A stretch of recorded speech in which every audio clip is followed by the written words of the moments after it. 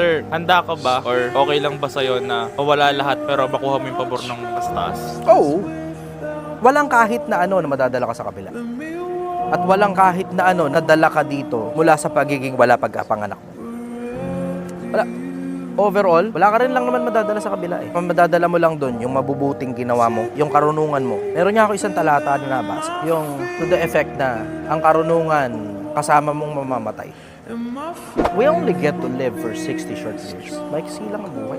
Average yun. Yung iba nga, di na umabot ng senior. Kahit nasa probinsya ka pa, maraming hindi na umabot ng senior. Yung saglit na buhay mo na yun. You have to make the most out of that small finite amount of time that you have. Kasi hindi mo alam kung gaano kalawak yung kabila. Itong nandito, pag bilyonaryo ka, malilibot mo buong mundo, maliit lang ito. Kahit nga milyonaryo ka lang, kaya man libutin ng buong mundo, maliit lang ito. Kaya yung mga yayabang-yabang sa social media, they haven't seen what eternity looks like. Pag nagbabasa ka ng libro, hindi ka yayabang. Kasi makikita